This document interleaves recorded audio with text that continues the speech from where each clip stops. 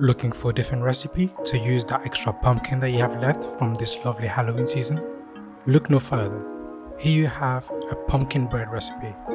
And I do mean bread, not that bread that looks like a cake and that tastes like a cake and feels like a cake.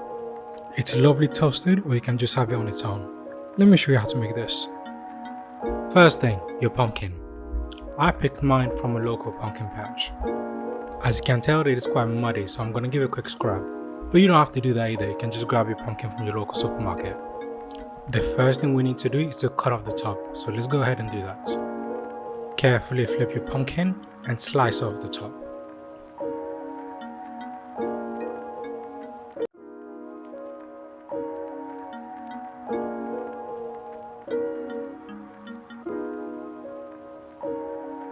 Now cut your pumpkin in half.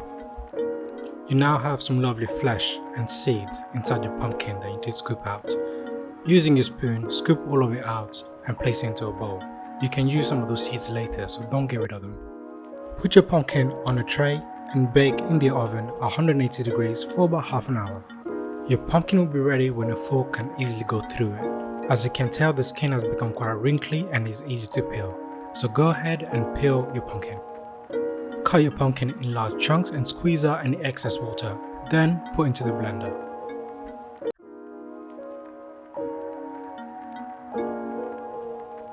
Blend your pumpkin well and you will have pumpkin puree. You can use this for many other dishes such as making pumpkin soup, pumpkin pie, or making pumpkin bread like we are now. Scoop 300 grams of pumpkin puree and a large egg into a bowl. Mix well until well combined.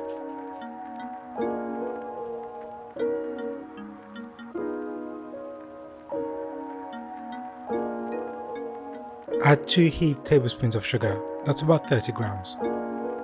Mix once again until well incorporated.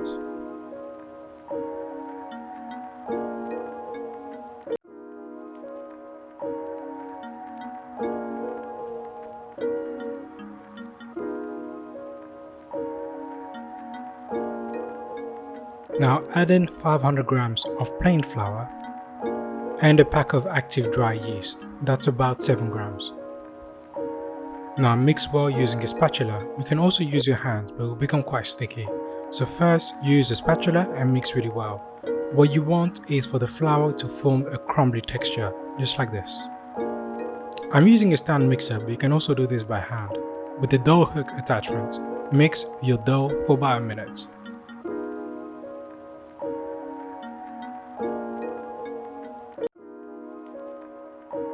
Now add 60 grams of butter to your dough. Switch your stand mixer to medium-high speed and let that knead for 15 minutes. Your dough will look wet at first, but do not be tempted to add any flour, it will come together. As you can tell, my dough has formed well and is very smooth.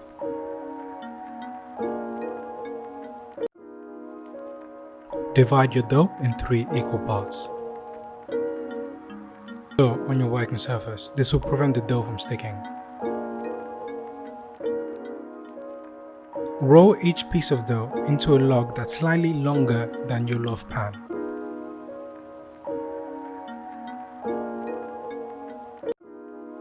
Now starting from the top, start pleating your dough.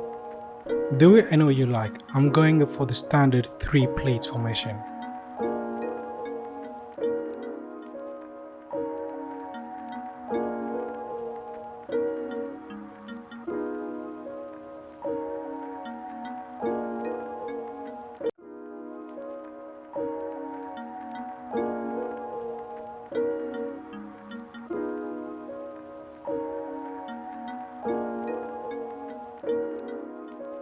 Fold the top and the bottom half onto itself so that it's nicely tucked in.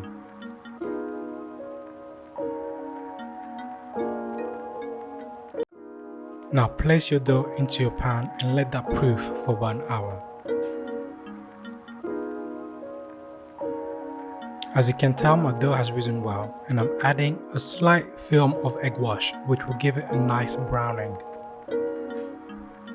Now use the pumpkin seeds that I've scooped out earlier and place that across your dough. Put into an oven preheated at 160 degrees for 30 to 35 minutes. Your pumpkin loaf is now ready. As you can tell, it has cooked beautifully. A lovely color all the way around. The seeds have also roasted well, and the loaf has remained very soft, very much like a brioche. The pumpkin flavor might not be prominent, but you would definitely smell it. And it has given a lovely hue of orange and yellow across the entire loaf.